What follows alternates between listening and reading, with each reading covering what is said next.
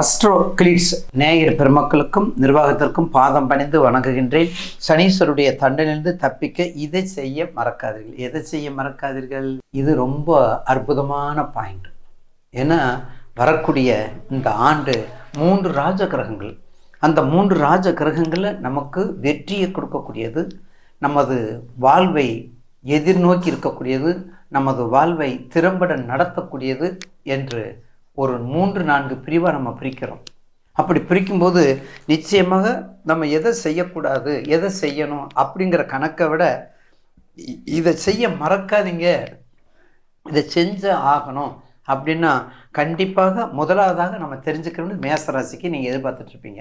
மேசராசி நேயர்களுக்கு இந்த 29/3/2025 இந்த சனிப்பயிற்சியில் வரக்கூடிய மேசராசி நேயர்களுக்கு நிச்சயமாக குலதெய்வ வழிபாடும் முக்கியங்க.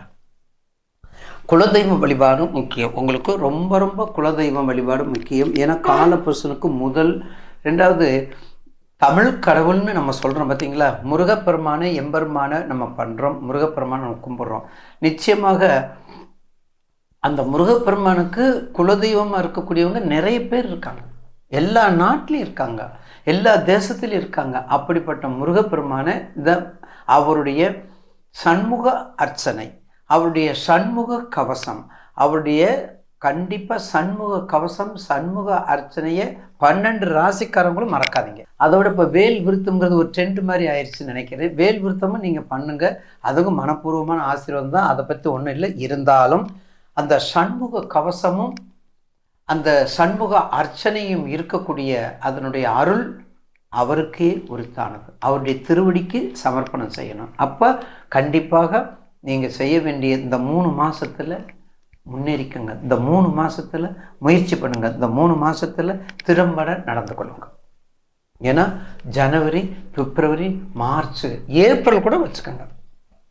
ஏப்ரல் கூட வச்சுக்கோங்க. 14/4/2025 புத்தாண்டு, தமிழ் விஸ்வாவசு புத்தாண்டு வரை நீங்கள் வச்சுக்கோங்க.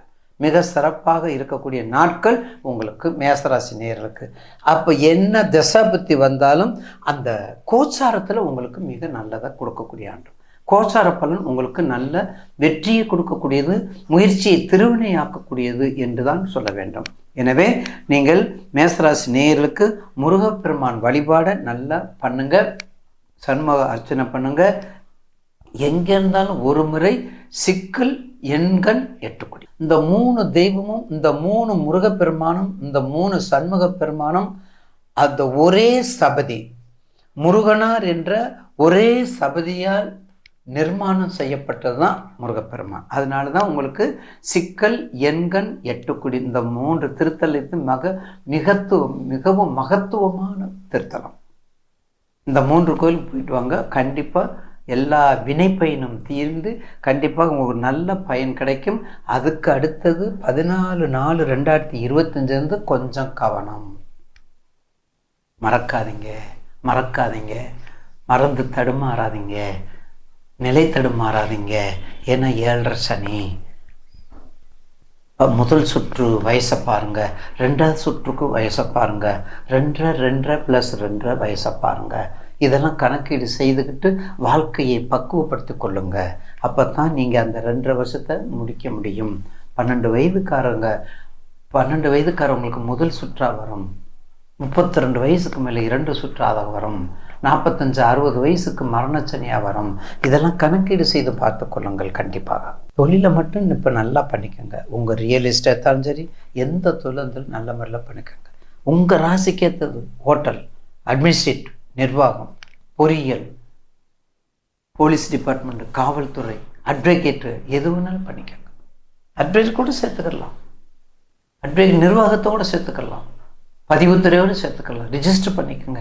இப்படிலாம் செஞ்சு வந்தீங்கன்னா இந்த 3 மாதத்தில் முயற்சியோடு செஞ்சு வந்த வெற்றியை கொடுக்கும் ஆண்டாக உங்களுக்கு மலரும்.